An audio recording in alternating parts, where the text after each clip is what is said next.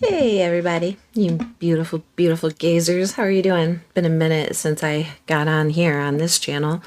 Um, but there's some things that I just really, really would like to talk to you about. Mostly, I'm going to say some things right now. If you agree with me, you agree with me. If you don't, you don't. That's absolutely fine. Right? We're all about self-expression here, free expression, and kindness. So if you do disagree with me or anybody else on this channel, or just as a rule of thumb, remember kindness, because it's a lot easier to hear than yelling or anger. I want to talk to you today about the so-called necessity of capturing Canada and Greenland in the clutches of the what used to be the United States of America. We are being taken over by oligarchical regime, most definitely, and we have been. And those of us who saw this coming tried to tell people, tried to fight against this from the start. I want my Canadian friends to know that I love you, and I love that you're Canadian, and I love the things about Canada that are quite different than the United States. You are some in a lot of ways a mentor, a example, right, a template for a lot of things. And Canada's not perfect either. It's it's its own sovereign place, right? And so I'm going to put this little picture right here of the Arctic Circle. And why is this important here? Well, do you see how much of Siberia is encircling the Arctic Circle? And what's really interesting too about the way that the land masses form is that they pretty much go around this perimeter, except for this one chunk of land, and that one chunk of land is Greenland.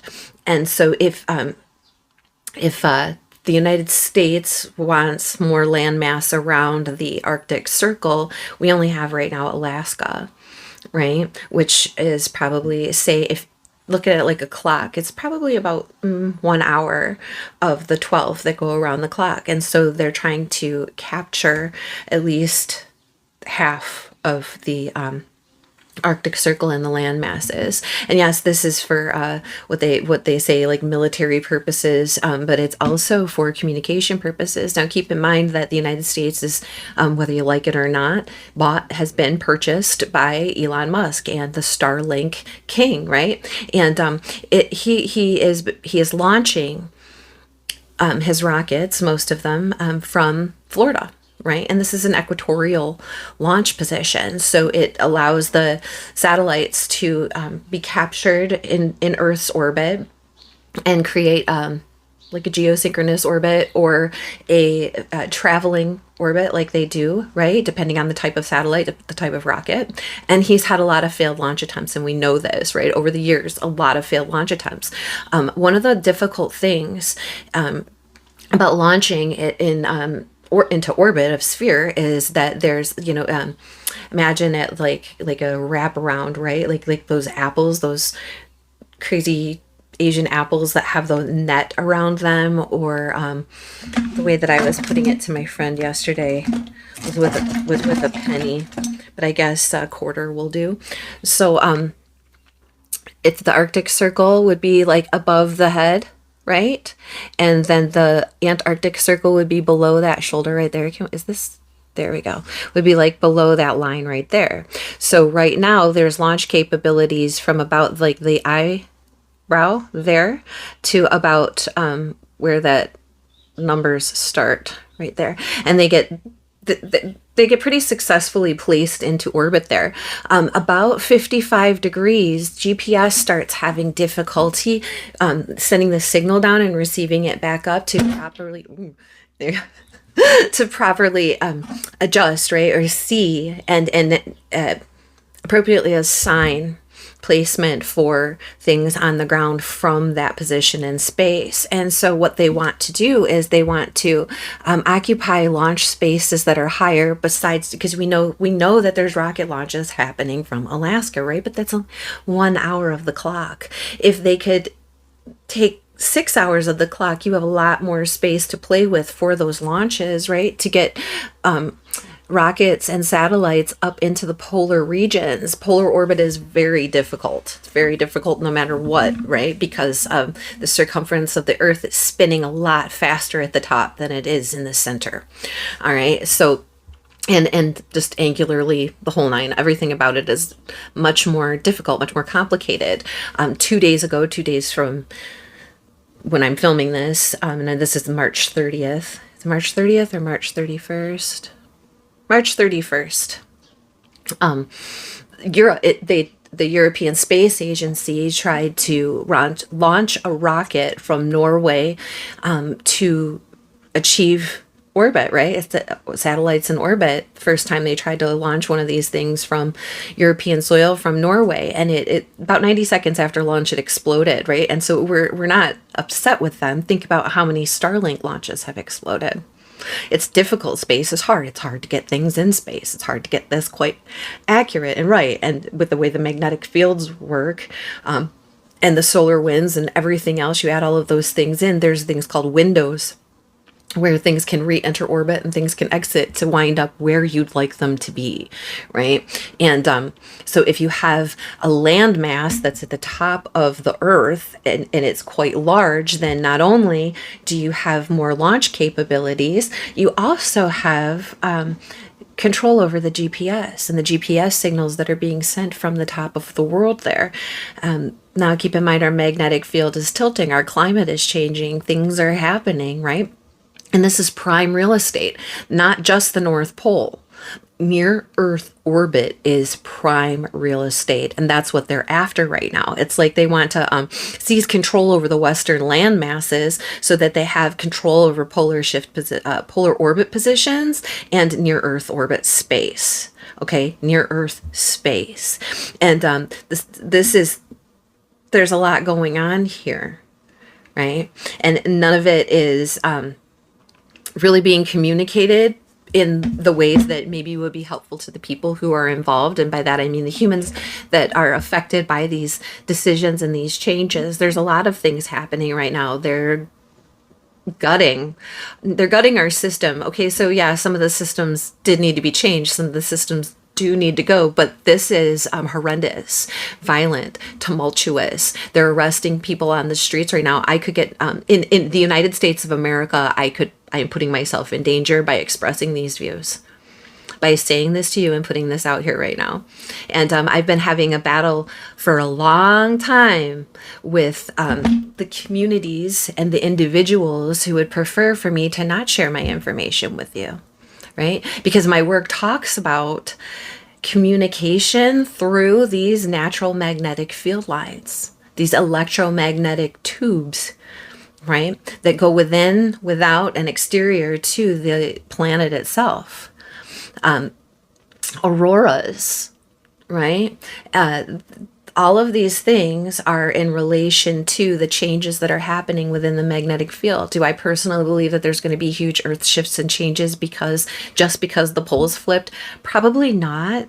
Unpopular opinion, but I do think that there are earth changes that are going to happen for other cyclical reasons, right? Other cycles. And we do have solar cycles and we do have all of these things, and Earth does this on its own naturally. It does this. So it could be about time. And I think that there's a lot of things that are known to some and unknown to us. And that there's huge things happening right now with motives that have yet to be revealed to us. And they might never actually be verbalized or shared via leaders and governments. We might just learn as we go and see these things occur. And I think that personally, from the research that I've done, there are cyclical changes that are coming, that we are heading into, and they are being exacerbated and sped up by humans' handling of the environment, space, and resources that we have available.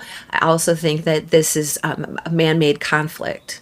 110%, 1000%. These conflicts are all man-made. They're because humans choose to react to things in the way that they do. It's because humans choose to be violent. It's because humans choose to be bigoted. Because humans choose to be warlike. And it's destructive and unnecessary, wholly unnecessary. And we fill in these gaps for them, or we have to react, or we're subject to the behaviors, the polar shifts of the political scene, right? The polar shifts of the climate scene, of the social economic scene, right? It's not just the natural magnetic flux of the earth that is going through a shift right now. It's also all of humanity and all of our attributes, right? And it's up to us as individuals to develop ourselves into responsible, productive, and kind human beings, and to use our resources wisely in ways that don't cause detriment to the future of our planet or to humanity itself, to our children. And one of the things that's going on right now is because of this polar shift, because of this land grab, this space grab, right? What else did he say to grab? Just saying. Okay. These people have no dignity. They have no integrity. They have no compassion. They have no empathy. They don't give two shits about you or me or even the earth. They don't. So it's up to us to look at things objectively and be responsible with our views and opinions, and also look deeper into things and look broader, step back, look at it from the broader scope, right? Risk versus reward. Reasons for doing things. What's the real reason somebody would want to make a land grab like this? What's the real reason that people are responding and behaving the way that they are? It's fear-based, and it's control. They're control mechanisms. And humans have been through this time and time again. We're acting like this is new. It's not new. It happened not even 100 years ago. It's actually happening presently throughout the entire planet all the time. It's just not always happening to you. And because it's happening to you, suddenly you're starting to see. So maybe we can use these experiences that are beginning to be personalized for us to gain some empathy for people who have been suffering through these things for quite some time, all of eternity, and make changes. First things first. All right, first things first, we have to understand why they're doing these things. Because I live on the Canadian border. I literally can look out, like, not like the Sarah Palin kind of way where she could see Russia from her house. Like, I legitimately can see Canada from my house. My weather app gives me like the Canadian weather because that's closer to me than the weather stations that ping in the US on my phone. Those people are our friends. They're our neighbors. These are our people, our neighbors. And we don't want conflict with them. We don't want conflict with you, right? We do want to be able to use technology to understand where things are and communicate and what's going on. But when we study the ancient texts, when we study the ancient symbolism, we can decipher those things without any satellites, right? Ancient ground-based technologies. And we're decoding those things, and we're looking at those things, and we might have been quiet about those things for the past couple years because I'm on my 4th fucking computer. Because the day that the all of the women's health stuff, the very first thing they wiped from the federal agencies, that day was the same day I released my book, It's Odd We Trust, and it's also the day that my driver and adapter were erased from my computer remotely. So that computer won't get on the internet. There was a huge international hacker bust about 2 weeks after that. And my other computer, the laptop that I wrote my book on, and that was actually used in a lot of the podcasts and other things that I did with other people that I don't trust at all. That day that those hacking raids happened throughout the world, my hard drive on that computer was erased. It was uninstalled. And I didn't do that. My computer wasn't on. It had been plugged in recently. It had been charged. The Wi-Fi, it could have just been in sleep mode. I'm not sure what happened, but hard drives don't tend to just erase themselves off of computers. Wi-Fi adapters don't tend to just wipe themselves off of computers. And I know somebody had been remote viewing both of those for a minute. before that, and that just confirmed it to me. As an individual, I am small potatoes, but the ideas and the things that we're uncovering here are tremendous and huge, and have could save us. Think about how all of these things go down. We don't have satellites, we don't have GPS, we don't have the Arctic Circle. What do we have? We have a gnomon. We have a gnomon and Fion's window. We have Orkney. We have all kinds of stone circles all over the entire world.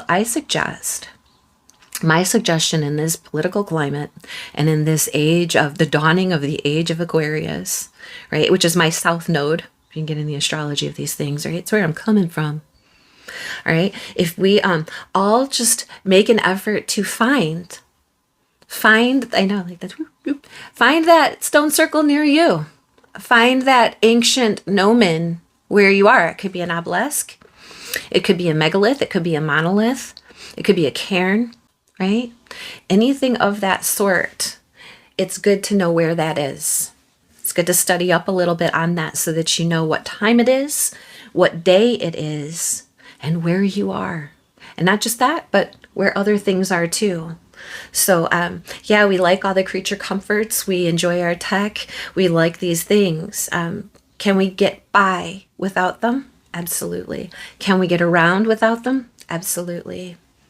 And I will continue to do my work. If you're interested in how any of these things work, please just go through the channel, find a title that is related to whatever question it is that you might have. And if you have any questions, go ahead and ask me, comment, throw some stuff my way. This is a team effort here. Okay, I hope that was helpful. I hope you guys learned something from it. I hope that everybody just loves everybody else. Peace on earth, man. Peace, peace, love, and understanding. All right, I love you guys.